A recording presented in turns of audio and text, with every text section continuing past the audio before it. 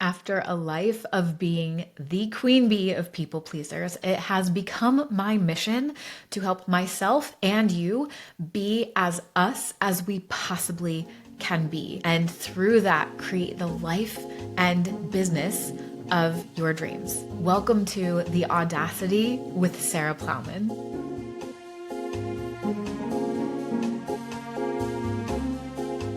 Hello, icons, and welcome to the podcast formerly known as Iconic Leader. But as you may have seen, we are coming out with a brand new name after a couple of months off the podcast. This is now the Audacity with Sarah Plowman. So I thought today I would reintroduce myself and talk to you about Audacity, because my story of what I have created in my life and in my business over the last 4.5 years is absolutely crazy. When I hear my own story come out of my mouth, I am still in awe, even though I just lived it. It never ceases to amaze me, and I will never stop sharing my story because I am an example of what is possible for you. And also, it re-inspires me to keep going. So if you haven't tried this yet as a hack, tell your own story about yourself to yourself, whether you have a podcast, tell on the podcast, you just pretend, just pick up your phone and start recording and tell the story of you and watch your mind be blown. So I wanted to tell my story, reintroduce myself today, and talk to you about Audacity and what my mission is in recording this podcast and really in all of the work that I do. I am an online life and business coach. I have 3 ways to work with me: my membership, my mastermind, and then private mentorship. And my mission is to help you be as you can be. That's it. That's it. And when you live your life as you possibly can be, you will blow your mind with what's possible. You will just start effortlessly magnetizing everything that you have ever dreamed of. And I know it sounds simple because it is simple, but that doesn't mean that it's easy. And we're going to get into that a little bit today. Like, what does it require of you to be as you can be? And I'll tell you why this mission is so important to me, because I am 41 years old. I'll be 42 this summer. And I lived most of my life as the queen bee of people pleasers. I was so desperate for external validation and love and acceptance that I was willing to be whatever I thought that someone else wanted me to be in order to get that validation. So I was constantly being some version of myself. I was terrified to actually let other people know who I really was, what my opinions were, what my desires or wants were. That was so scary to me because I was afraid that I would be misunderstood, or I would be rejected, or I wouldn't be loved. They wouldn't love me if they really knew me. So I lived most of my life that way. When I learned, just to cut within the last 5 or so years, that was actually a manipulation, that I was manipulative because I was trying to be a version of me that other people would accept, that blew my mind and stopped me in my tracks. And I knew that I didn't want to nor couldn't live that way anymore. After 35, 36 years of living that way, it felt no longer sustainable. Like it was killing me from the inside out.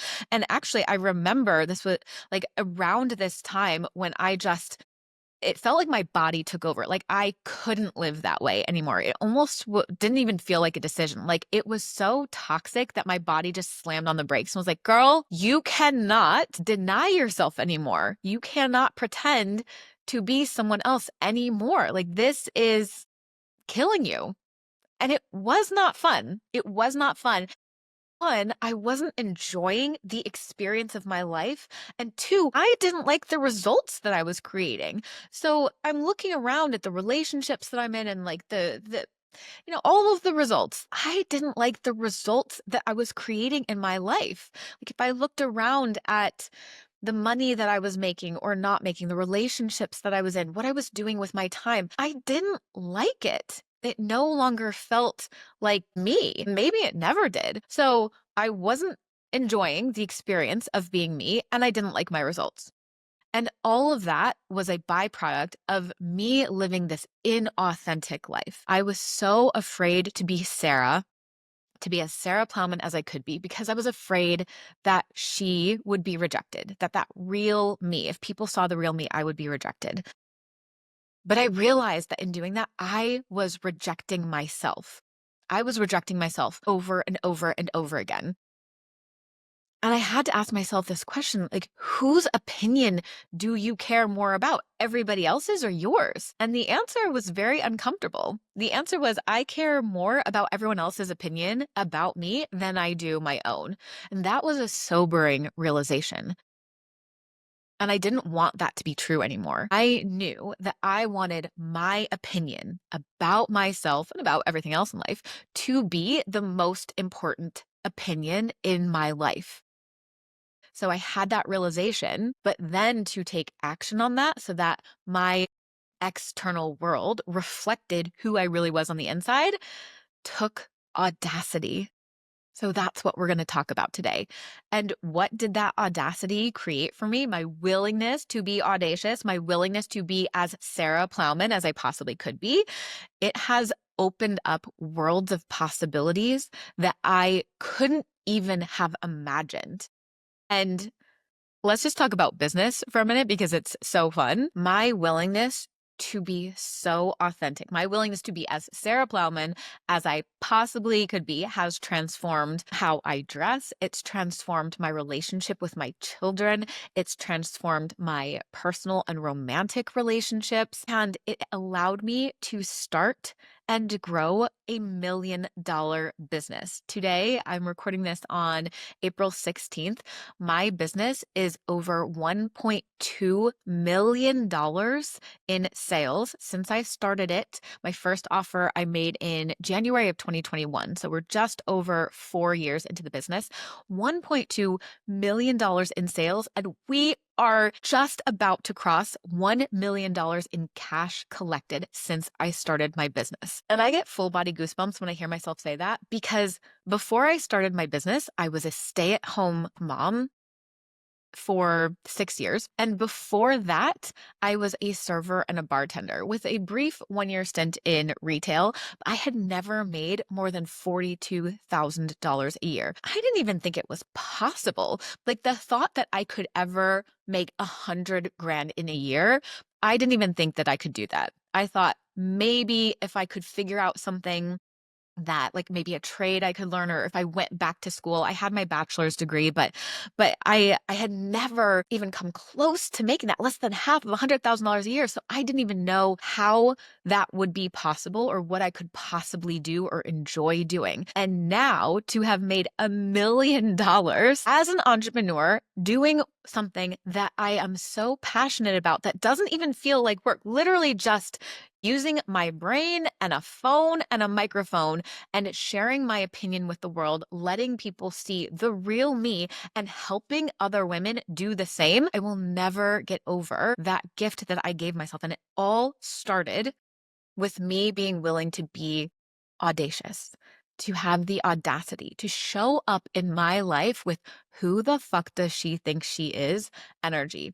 And if you think that this has been easy for me from day one, you are sadly mistaken. So I want to talk to you today about why it's worth it to be audacious in your life and what it requires of you. Because yes, I have always wanted to be famous. Yes, I love having attention on me. That's part of, I like to peacock. I like to wear my fun outfits and go just parade around and give everyone a fashion show as I walk down the streets of Philadelphia. I love having an audience to perform for. I absolutely love that. And I have always been that way. From my earliest memory was being on stage at my ballet recital when I was maybe 4 or 5 years old and having everyone look at me and clap for me. And I was like, I was born for the spotlight. I loved it. In that moment, I was like, I am meant to be rich and famous. And I don't even think I fully could comprehend what those things were, but I knew that I was meant for that life. So yes, I have always had that desire in me, but that does not mean that it has come easily, because in order to show up authentically, there are a lot of uncomfortable emotions that we have to allow. So we're going to get into that. So my goal by the end of this episode is to sell you on being audacious in your life. My goal is to sell you on the fact that it is your job in this lifetime. Actually, I take that back. It's not your job. It is the greatest gift that you can give yourself in this lifetime to be as you possibly can. And the beautiful thing about this is you don't have to go out and figure out who you are. There's nothing external that needs to happen in order to achieve this goal. You already have you. You already know who you are. Your job is to be honest with yourself about who you are and what you want, and then give it to yourself. So I'm going to sell you today on why you should be audacious and give yourself this gift, and then what it requires from you in order to do it. And yes, it requires some feelings. It requires you to push yourself outside of your comfort zone. But let me tell you now, there has not been one moment that I have regretted doing this work. There were lots of times before I did this work, before I gave myself the gift of being as Sarah Plowman as I possibly could, that I knew I wasn't living up to my potential. I knew that I was meant for more. That hurt so much, knowing that I was meant for more, but not giving it to myself. And for a while, for most of my life, I actually didn't see it as not giving to myself. I felt like a victim of my circumstances. Like there were all these reasons outside of me that I couldn't live the life that I wanted to live. So I did have to take a long, hard look in the mirror and take emotional responsibility for myself and for the decisions that I was making in order to give myself what I wanted.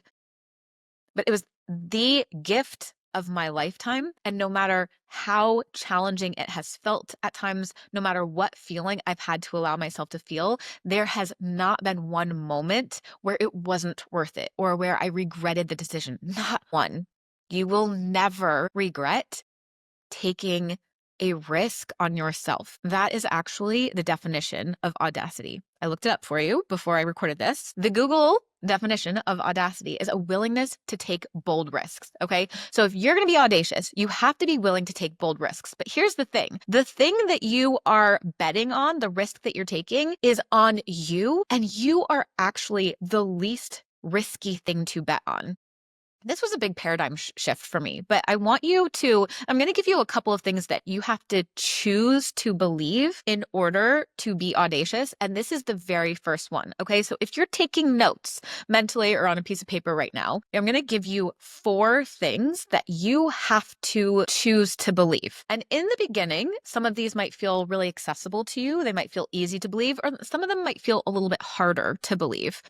But I want you to at least be open. So being open to believing something new can sound like I'm open to believing that betting on myself is the least risky bet I can make.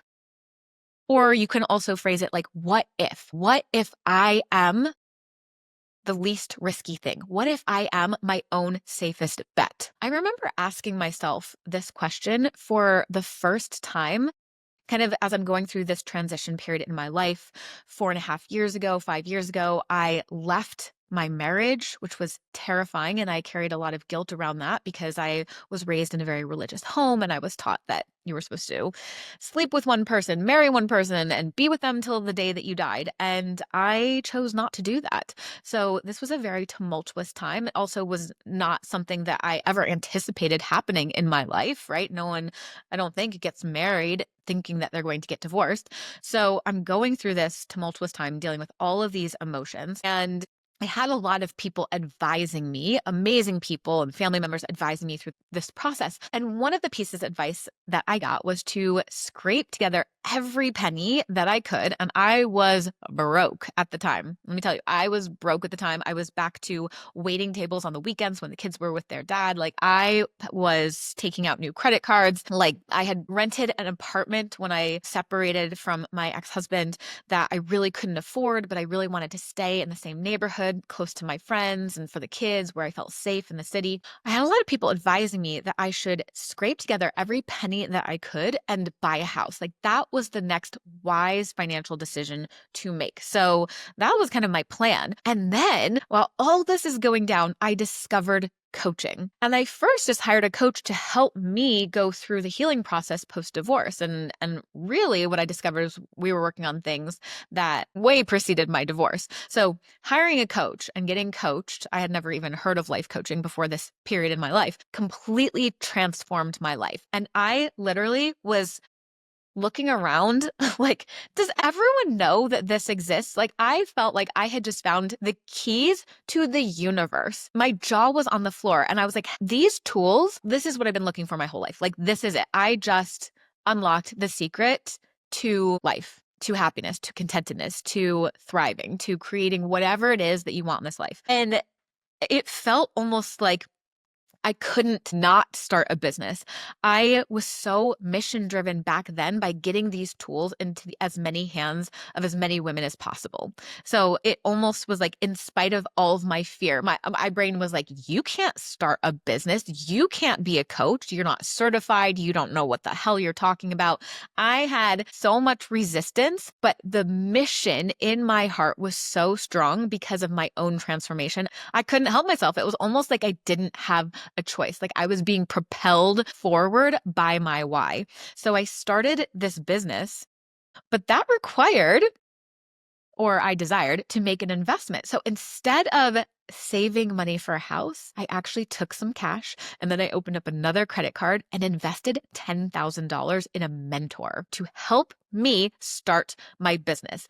And that felt so, on the one hand, stupid and risky, but I chose to believe in that moment. Remember, I said your beliefs are a choice. I chose to believe that I was the safest bet.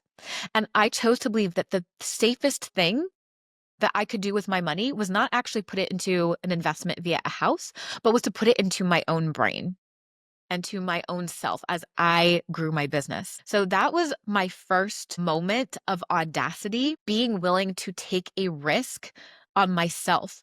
And the reason I was able to do that before I had clients, before I had cash, I didn't need a proof of concept. And a lot of people come to me and they're like, well, before I hire you, Sarah, I just need to go out and make some more sales. I just need to prove to myself I can do it.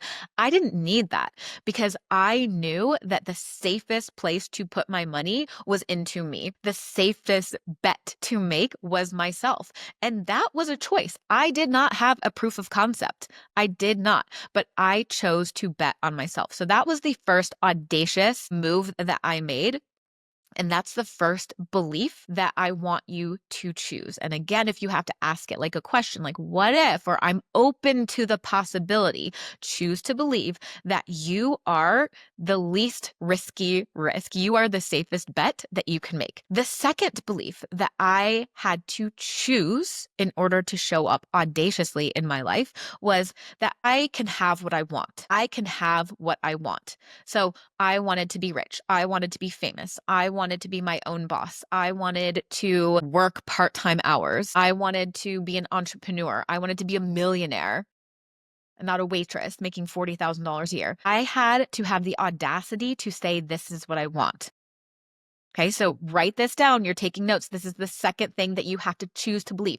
You get to have what you want. You know what you want. When I ask my clients, what is it that you want? Sometimes they say, I don't know. And then I ask them again. And guess what? They always know. You always know what you want. But sometimes it's buried under layers of shame and judgment. Shame and judgment that you're projecting under other people, your own internalized shame and judgment. And that's painful. I've experienced this over and over again, especially around money, because people do not like it when I talk about money. Some people love it. Some people do not like when I talk about wanting to be rich. They think that it's selfish. They think that that's all I care about, that I don't care about my clients. They think it's unethical, right? So you have to have the audacity to want what you want unapologetically. If you are not letting yourself want what you want, you're not going to get it. You are not going to get it. If you are judging yourself for wanting to be rich, you're not going to be rich. If you are judging yourself for wanting to be famous, you're not going to be famous. If you're judging yourself for wanting thousands of clients and to be on stages and to write a best-selling book, if you are judging yourself or you're saying, who the fuck do you think you are? What do you have to offer? Why do you think you're worthy of this? You are not going to give it to yourself. And you are the only one who can give it to yourself. No one else is going to give any of these things to you. It is completely in your power to either give it to yourself or to cock block yourself. Okay. So I knew my whole life what I wanted, but I also spent my entire life judging what I wanted and then blaming other people, other circumstances for why I couldn't have what I wanted. So I had to be honest with myself about what I wanted and decide that I could have it and take ownership for being the one who gave it to myself. The third thing I had to choose to believe is that I could be who I wanted to be. That my likes and my dislikes and my opinions and my moods and everything about me, every complicated, messy, imperfect thing about me was perfect. That I just got to be myself. And you know who you are. Again, we're so afraid of letting ourselves be seen, sometimes even by ourselves, because we're so used to judging. You see this theme coming up of you know what you want, you know who you are, you know all these things, but you're hiding them from yourself and from other people because you're making yourself wrong. Judgment and shame over and over and over again. So the third thing you have to believe is that you can be who you want to be. My clients are always mind blown when we do this work. I help them to have the audacity to want what they want, to be who they want to be, and all of the sudden, they just start getting what they want in life. They start making more money. They start traveling more. They start calling in the relationships that they've always wanted. They feel better. They're having more fun in their lives. They're not efforting as much and they're not in this constant hamster wheel of struggle or feeling like they're swimming upstream. And it didn't take more work. It just took dropping the judgment and shame and acceptance. It just took a willingness to be vulnerable and to show up in life as who they really were. They have to stop judging themselves, and all of a sudden, they just get to be themselves, and things start falling into place. And it feels like magic, but it's not. It's the way that life is meant to be experienced. When you are willing to be audacious, when you have the audacity to say, this is who I am and this is what I want. So the final thing you have to choose to believe is that you can do what you want, okay? So we're believing that we can have what we want, we can be who we want to be, and we can do what we want to do. How many times have you said, I couldn't do that? I used to say that all the time. And actually, I still catch myself doing that sometimes. Like, I've thought that around starting my coaching business. My mom was the one who said to me, I kept talking about life coaching to her. I was like, oh my God, this is blowing my mind. It was like all I wanted to talk about. And she said, I think you would be a really great life coach. And I literally said to her, I could never do that. I could never do that. And I was like, but wait, could I? Why couldn't I? What if I could? How many times in the past couple of days, weeks, months, years have you told yourself, I could never? You have to believe you can do whatever the hell you want to do. Truly, you have free will. Nobody is stopping you. The only thing that is stopping you are thoughts in your brain. Okay, so when you choose to believe those four things, that you are your own safest bet, that you can have what you want, that you can be who you want to be, and that you can do what you want to do, your whole life will change. Your whole life will change. Now, let's talk about what that requires of you. So you're opening up yourself to the possibility that these things could be true. You're like, yes, Sarah, I can get on board with believing all of those things. Now it's time to take action, right? It's time to take action. We all know that that's a key step in manifestation. You have to take aligned action. So you bring yourself in alignment with who you are. That is by having the audacity to be honest with yourself about who you are and what you want. Now you've brought yourself into alignment with that, like internally and in your soul, your heart, and your brain. You're all in alignment. Now it's time to take action from that alignment so that your external world reflects your internal world. Here's the thing that stops us The only thing that ever stops us from that alignment is a feeling, is an unwillingness to feel.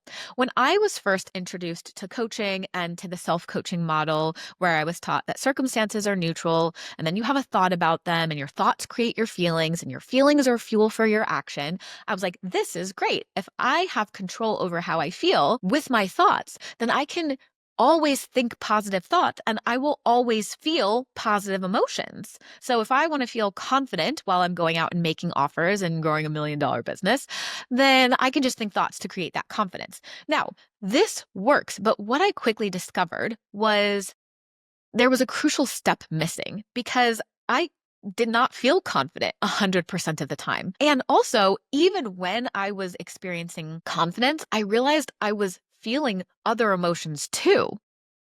So the self-coaching model really helped me to a point, but I realized that in order to show up the way that I wanted to show up and create the results I wanted to show up, I had to let my process be a lot more nuanced than that because I very rarely was only ever feeling one emotion at a time.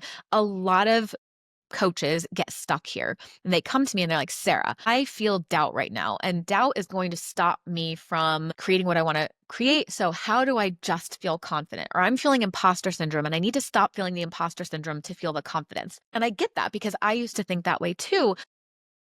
But that's not actually what you need because I don't know if I've ever experienced just one emotion exclusively for more than a couple of seconds. We are so complicated. We are designed to feel all of our emotions at any given moment in time. Think about a rainbow because that's how I think about emotions. I don't quantify them anymore or qualify them rather as good or bad emotions. I think of emotions as vibrations and they're just all different frequencies, much like a rainbow. So we don't look at a rainbow and say red is good and blue is bad. We just know that all of those different colors are results of different frequencies and we see them as different colors. And when we see a rainbow, we see all of the colors of the rainbow. So my experience is like that. I am constantly experiencing a rainbow of emotions and none of them are bad or wrong. They are just different frequencies. So I neutralized my emotions.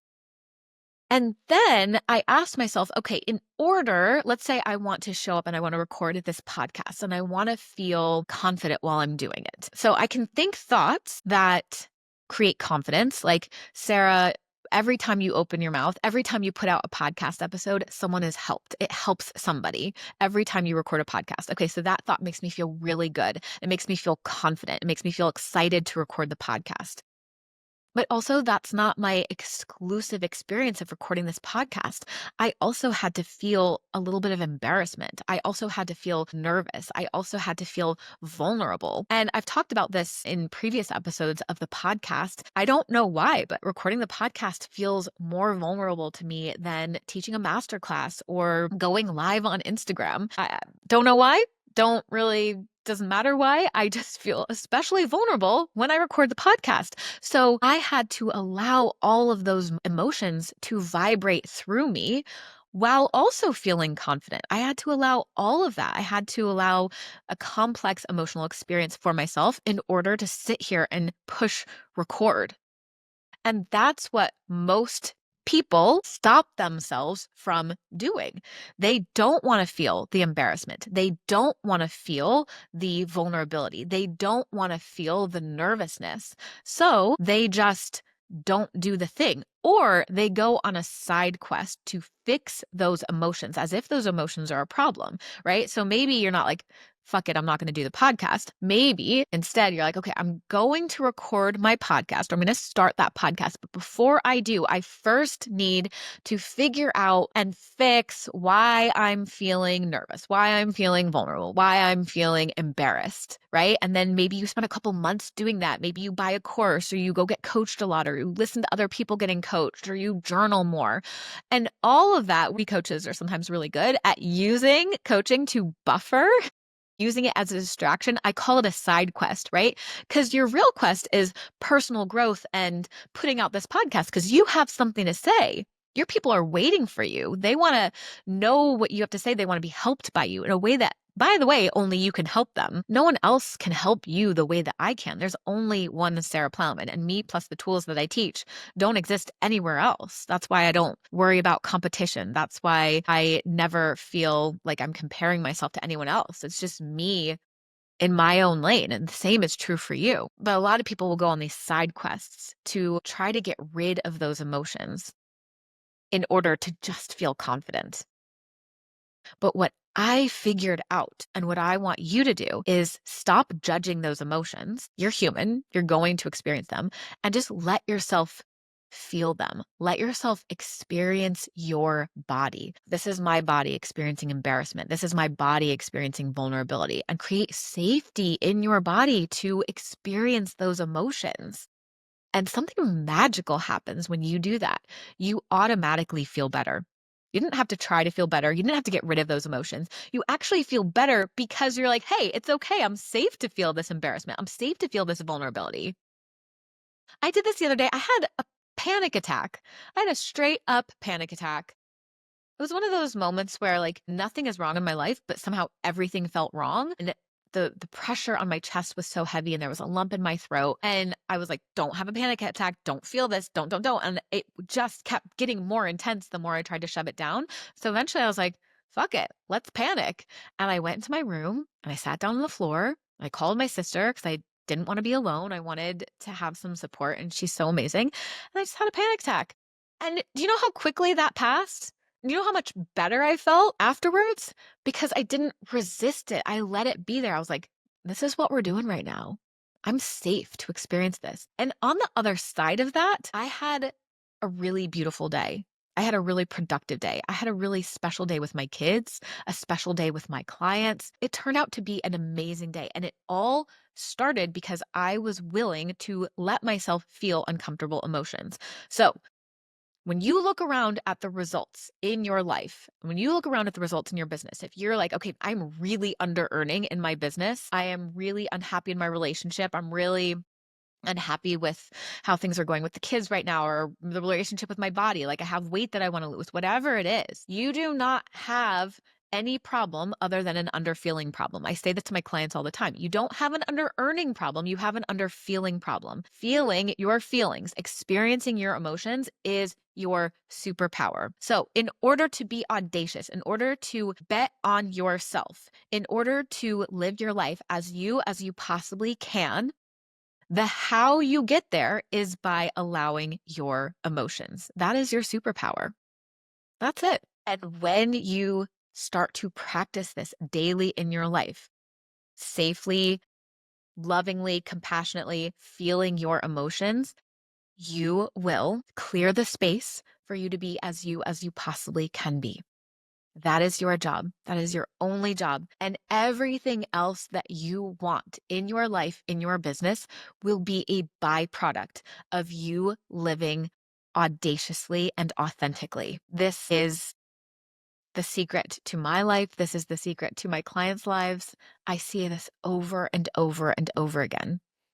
And the beautiful thing is, it's not something that you have to learn. It's not something that you have to seek outside of yourself.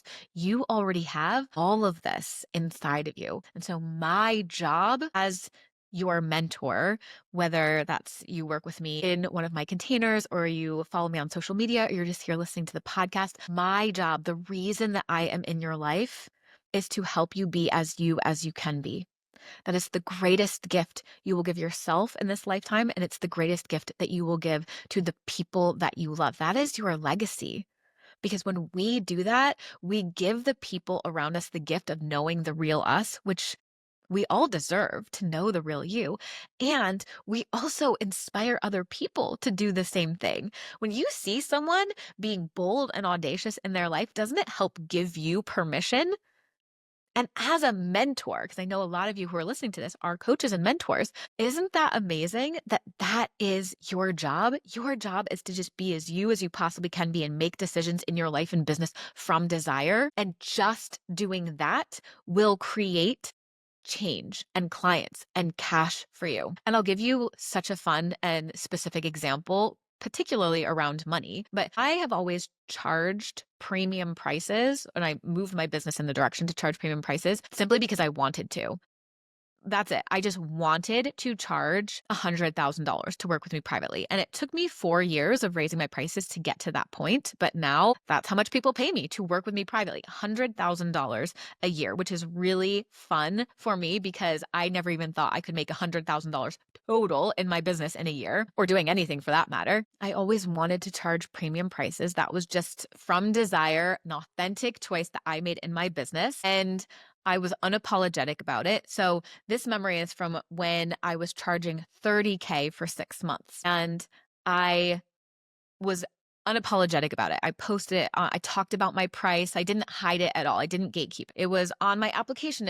I casually mentioned it in my stories. I was always talking about my price. And I had a client come to me and hire me for a full year. She upsold herself to a full year. And she told me the thing that stopped me in my tracks was your price. If you would have charged $10,000, I would have scrolled right past you. But the fact that you charged $30K caught my attention. And she said, are we allowed to do that? Are we just allowed to charge whatever we want to charge? Because guess what? She wanted to do that too. So here I am just going about my business, raising my prices, and people are like, that's too expensive. And they're like, people will never pay that much money. And all these people had so many doubts. And I was like, I don't care. I don't care what your opinion is. I know that someone is going to be an energetic match for this price point. And beside that, this is just what I want to charge. And my job is to be authentic. And for me to charge anything less than this right now, or anything different than this, would be inauthentic, because this is the number that popped into my head. This is what I want to charge. So I was just being unapologetically authentic, and just that was enough to attract someone. We didn't even do a consult. I didn't need to sell to her. I didn't need to show her the value. She was just like, wow, Sarah is in her own lane, doing her thing. I want that. I want to show up that way in my life and business. And she was inspired. She raised her standard just seeing me doing that. It helped her give herself permission to do the same. Okay. So you just being you. This is why I tell people all the time to not obsess and focus on the strategy, because signing clients like that is going to feel effortless. It's going to feel like I didn't even do anything. I just talked about what I wanted. I talked about my prices, and I talked about making decisions from desire. And then I embodied that. I embodied that with all of the decisions that I was making. And then people are just magnetized to me. No selling required. No showing the value required. It doesn't even feel like work. My business is a byproduct of me being as I can.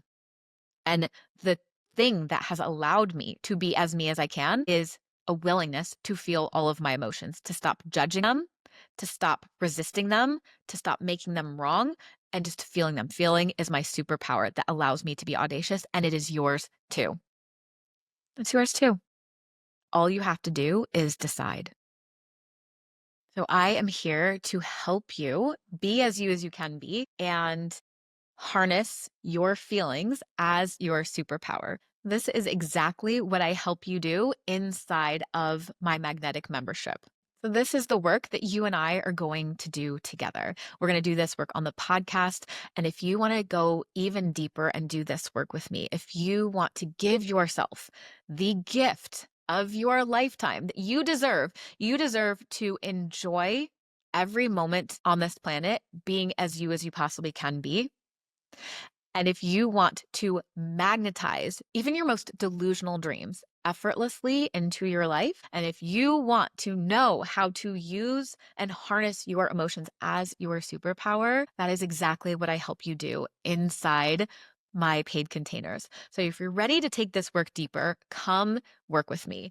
I have the magnetic membership where you will come to a group call twice every single week with me. This membership just turned 6 months old, and it's been so magical. We'll talk about it more over the course of this podcast, but it is mastermind level support for membership prices.